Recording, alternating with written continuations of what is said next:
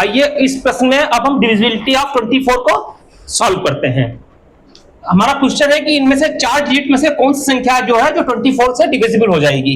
इस प्रश्न को सॉल्व करने के लिए हम 24 का चेक करेंगे कौन कौन से 2 फैक्टर हो सकते हैं। 24 के फैक्टर निकालेंगे तो इसके 3 और 8 2 फैक्टर होंगे।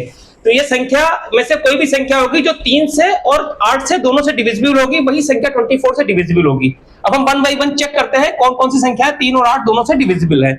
3 से डिविजिबिलिटी का रूल पता है कि किसी भी संख्या के सारा डिजिट का सम अगर 3 से डिविजिबल होता है वो संख्या 3 से डिविजिबल होती है। आइए चेक करते हैं कौन सी संख्या 3 से डिविजिबल है।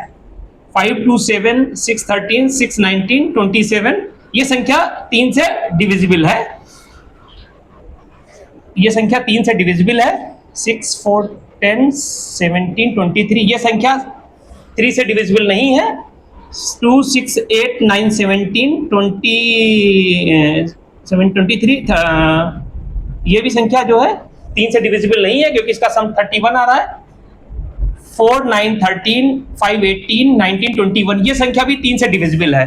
अतः मेरा जो आंसर होगा इन दो में से कोई होगा। अब हम चेक करेंगे कि वो कौन सी संख्या जो 8 से भी डिविजिबल है।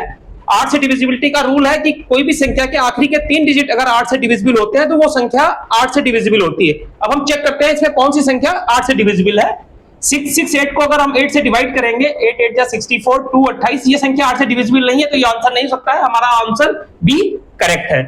तो चेक कर लेते हैं 8 से डिवाइड करके 8 6 48 3 2 8 4 30 तो ये आंसर करेक्ट है। ये संख्या हमारा 24 से डिविजिबल। यहां पर आप लोगों को एक इंपॉर्टेंट बात बतानी है, जब भी हम 8 से डिविजिबिलिटी चेक करते हैं तो हम वहां पे सिर्फ 8 से ही डिविजिबिलिटी चेक करते हैं, उस संख्या की 2 और 4 से डिविजिबिलिटी चेक नहीं करते हैं। क्योंकि ये जरूरी नहीं है कि कोई संख्या जो 2 और 4 से डिविजिबल हो वो 8 से भी डिविजिबल हो।